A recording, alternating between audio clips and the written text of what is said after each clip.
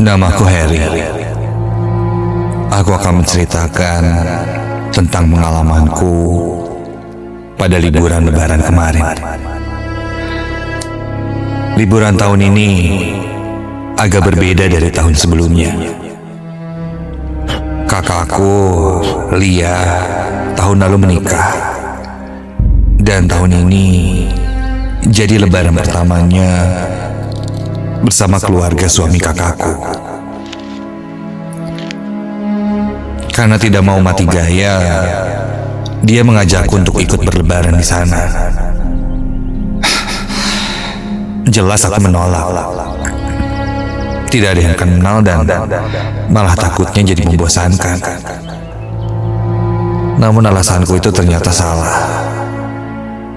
Mendengar itu, ibuku malah makin memaksaku untuk ikut. Katanya sekalian kenalan dengan keluarga kakak iparku itu.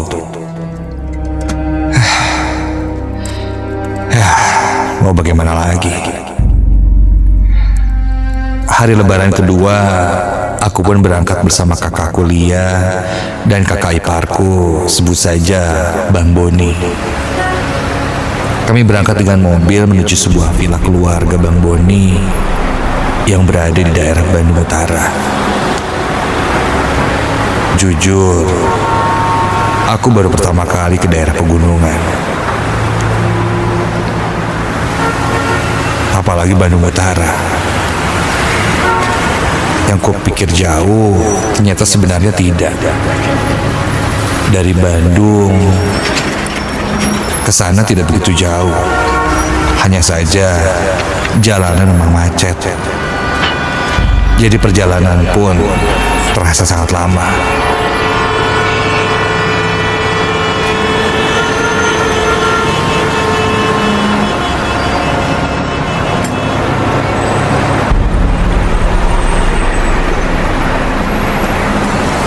Kurang lebih 3 jam akhirnya kami berhasil melewati kemacetan.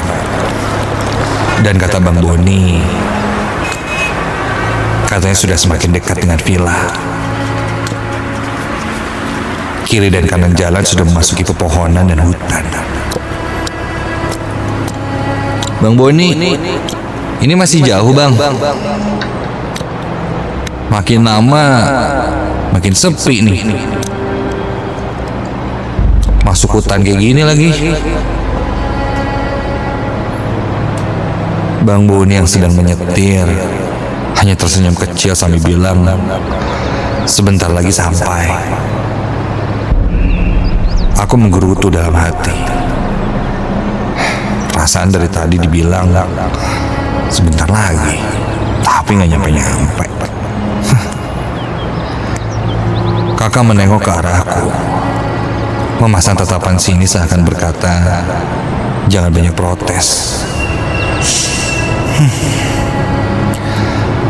Aku pun lanjut bersandar ke jendela.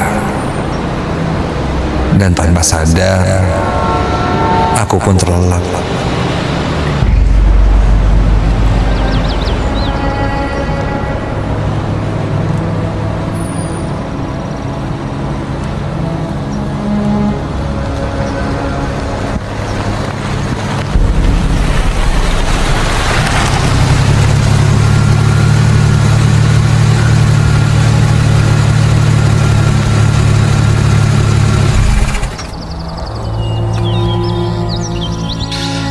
Sampai kakak membangunkanku dan bilang sudah sampai di villa.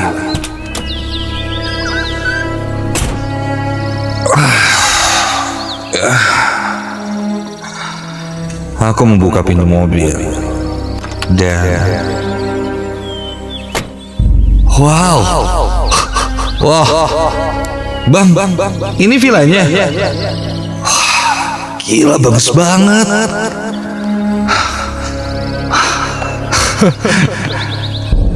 Spontan aku berkata seperti itu karena kulihat villanya bagus sekali. Desainnya minimalis dan sangat luas. Sekilas di dalamnya kulihat ada kolam renang. Villa ini terdiri dari 2 lantai dan sangat megah dan terlihat nyaman. Ketika kami sampai di villa masih sepi. Hanya ada Mang Idan, penjaga villa yang menyambut kami. Bang Boni bilang keluarga yang lain masih terjebak macet dan ada acara. Bahkan ada yang dari luar kota terhambat karena delay pesawatnya. Kami pun dipersilakan masuk.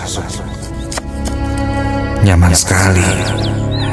Interiornya, warna catnya, membuat rasa suntuk di perjalanan pun hilang seketika. Ditambah pemandangan dan udara sejuk di villa itu.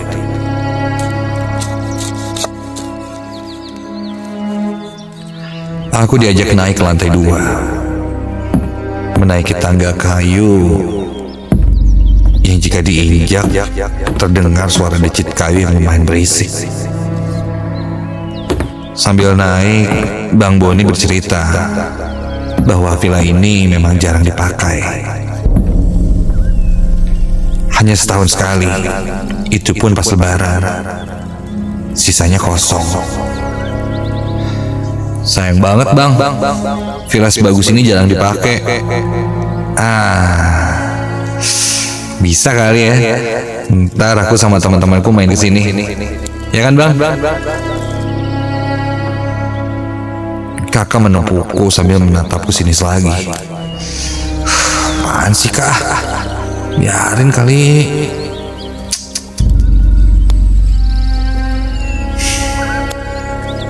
Sampai akhirnya aku sampai di kamar. Ketika aku buka pintu, wow, aku cukup takjub karena kamarnya mewah sekali. Kamarnya seperti hotel. Ada kamar mandi di dalamnya lengkap dengan bathtub.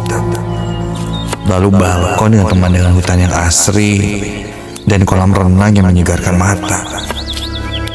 Katanya aku tidur di situ. Dan kakak sama Bang Boni di kamar sebelah. Total ada sekitar 10 kamar di villa ini. Di atas 5 kamar dan di bawah 5 kamar.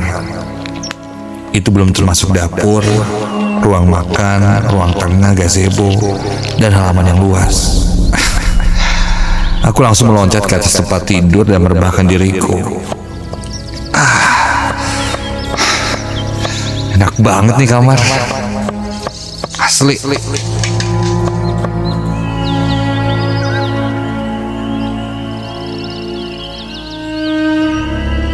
Singkat cerita, kami pun mendapat kabar lain. Bahwa karena ada ini itu dan segala macamnya, keluarga kakakku baru datang besok pagi. Jadi malam itu hanya kami bertiga dan penjaga villa saja yang tinggal.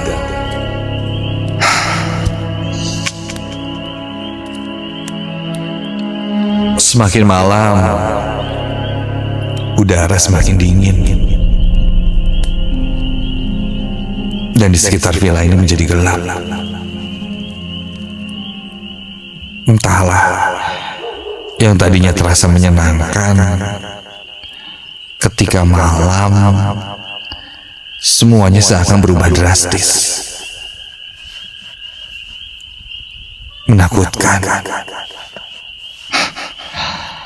Bayangkan saja, villa ini ternyata berada di tengah-tengah hutan yang jauh dari mana-mana. Aku baru menyadari ketika aku dan kakakku sedang ngopi di balkon. Sudah hampir 3 jam kami nongkrong di sana. Sampai akhirnya kakak masuk ke kamarnya untuk istirahat. Aku masih duduk di balkon sambil menikmati kopi. Tak lama kemudian,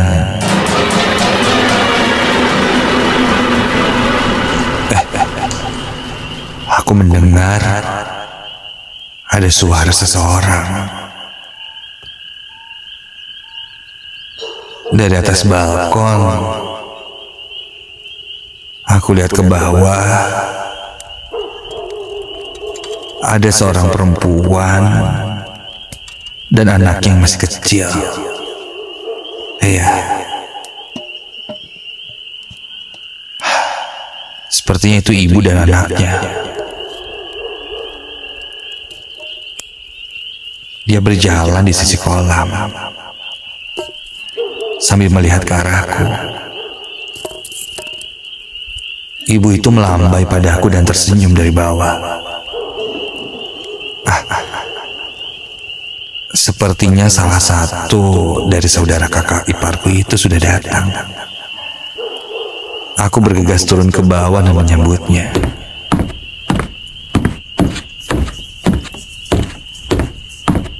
Sebelum mereka mengetuk pintu, aku langsung bukakan pintu.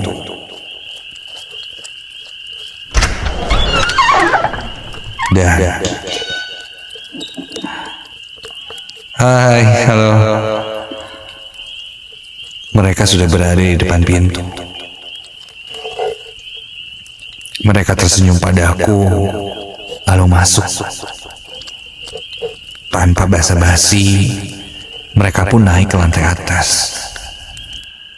Kututup kembali pintunya. Aku belum sempat memperkenalkan diri, bahkan bersalaman sama mereka. Mereka sudah naik ke atas. Kulihat ibu dan anak itu naik, melewati tangga, dan sepertinya masuk ke salah satu kamar di sana. Sudahlah, aku pun lanjut naik ke atas. Baru beberapa langkah menaiki tangga, langkahku terhenti. Tar dulu. Sepertinya ada yang janggal.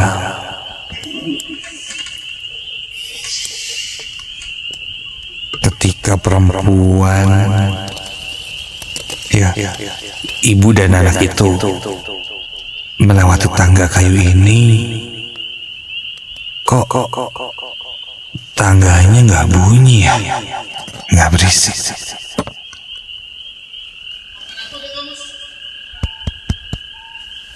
Dan kenapa dia kok datangnya dari dekat kolam, bukan dari pintu depan? Bulu kuduku tiba-tiba berdiri. Perlahan aku naik ke atas.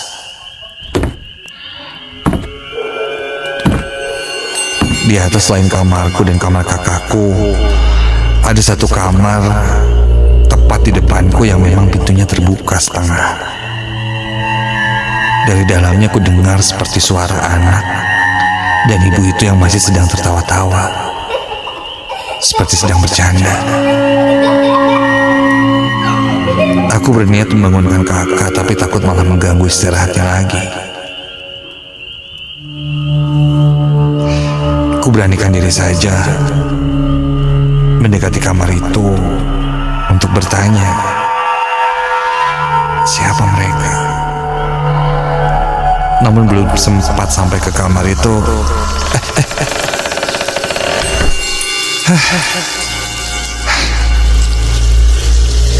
perlahan kamarnya ditutup.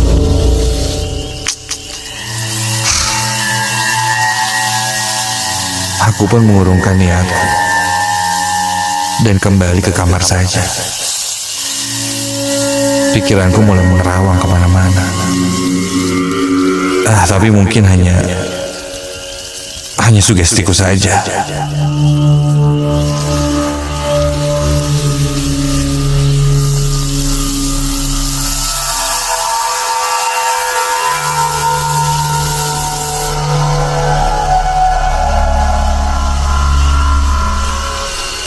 Tak berapa lama aku sedang melamun di kamar, tiba-tiba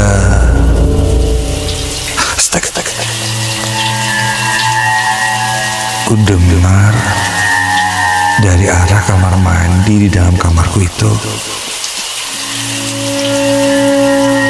shower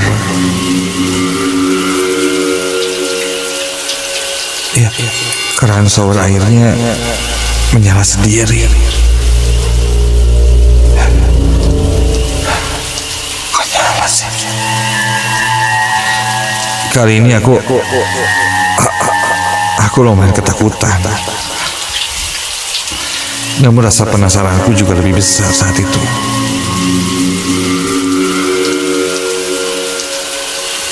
Ku dorong sedikit pintunya dan ku intip ke arah kamar mandi. Iya, benar saja. Shower itu menyala sendiri. Bingung harus bagaimana. Aku coba kembali beranikan diri lagi untuk masuk dan buru-buru ku matikan keran shower itu.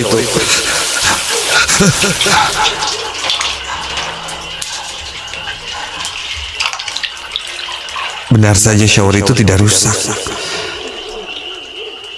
Ketika dimatikan, showernya memang mati. Berarti memang ada yang menyalakannya. Tapi siapa?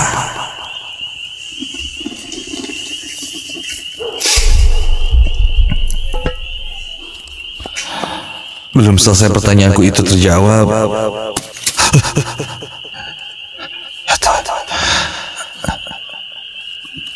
Terdengar ada suara seperti ada yang melempar-lempar ke jendela.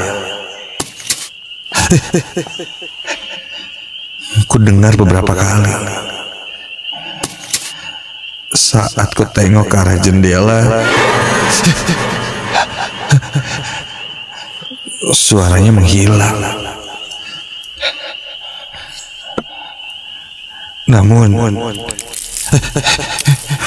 di lantai kamarku itu seperti berserakan sesuatu.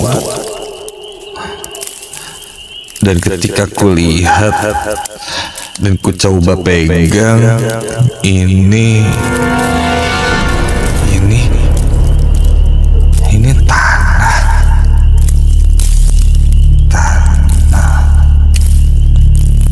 tanah merah. Iya. Di kamarku kini berserakan tanah merah.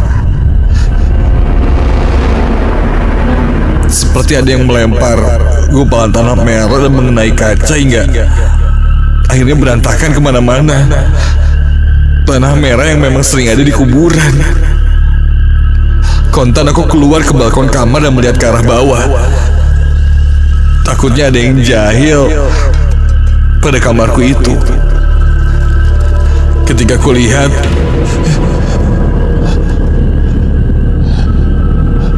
tidak ada siapa-siapa. Dan ketika ku berbalik, ya Tuhan, berdiri tepat di depan jendela kamarku itu sosok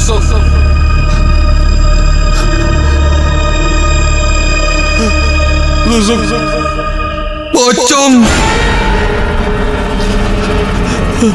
Wajahnya tidak terlihat karena tertutup oleh kain kafan yang lusuh dan penuh tanah merah.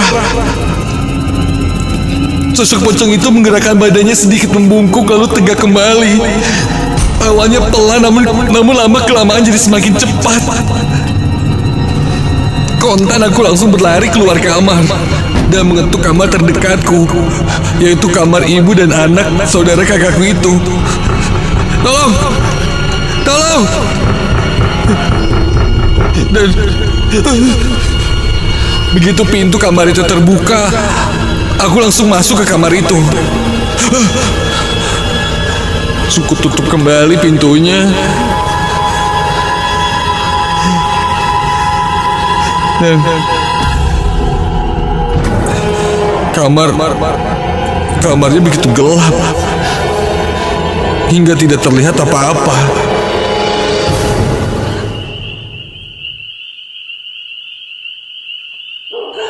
Iya, sepertinya lampunya sengaja dimatikan.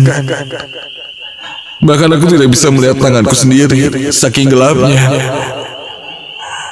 Namun di dalam gelap itu aku masih bisa mendengar suara ibu itu. Dia sepertinya ada di depanku dan mulai berkata padaku, Jangan berisik, anak saya sudah tidur. Iya, maaf tante, jadi ganggu malam-malam.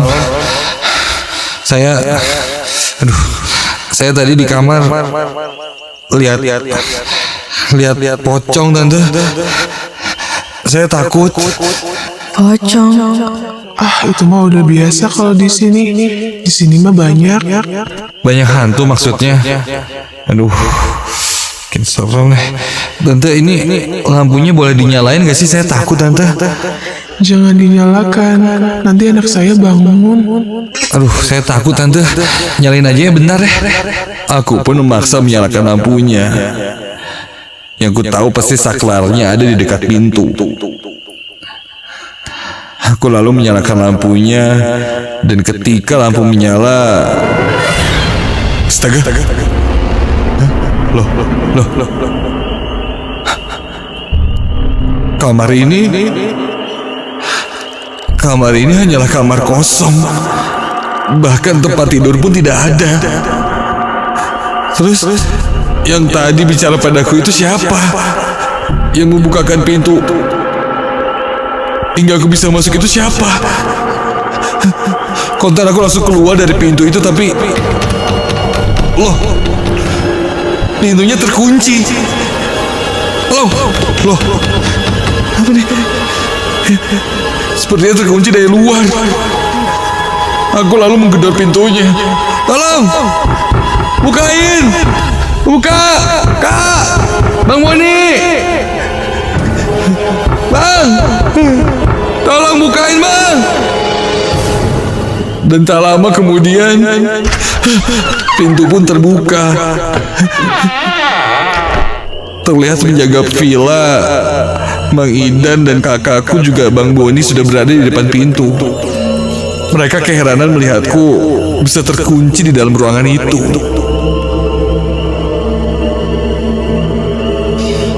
Singkat cerita, kami pun duduk di ruang tengah.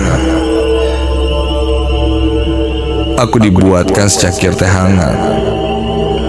Lalu aku bercerita apa yang kualami. Penjaga villa itu pun berkata, dia kebingungan melihatku bisa masuk ke dalam kamar itu. Karena kamar itu memang dikunci dari luar. Karena tidak boleh ada yang masuk apalagi dibuka.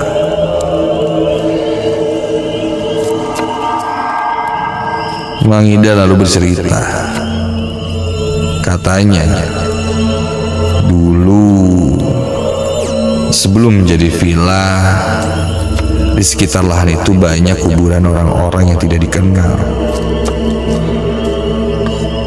Karena tidak ada yang kenal, beberapa di antaranya ada yang tidak dipindahkan dan masih berada di bawah villa. Entahlah, konon kabarnya seperti itu. Ketika melakukan pembangunan, ada seorang kuncen di sekitar daerah itu yang bilang ada satu syarat. Jika ingin bangun villa di sana, siapkan satu kamar kosong yang tidak boleh ditempati dan dibuka pintunya. Dan itu adalah kamar di lantai 2 yang ada di depan kamarku.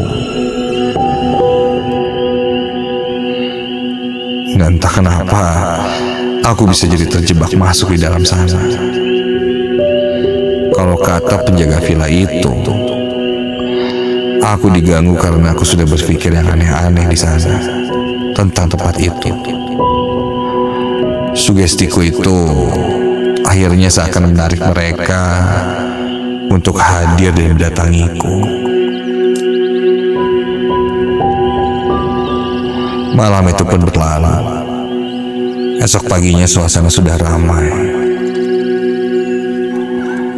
Dan ketika siang atau matahari sudah muncul, keadaan villa itu memang terlihat sangat menyenangkan. Namun begitu sebaliknya, ketika sudah gelap dan malam tiba, Villa itu menjadi mimpi burukku.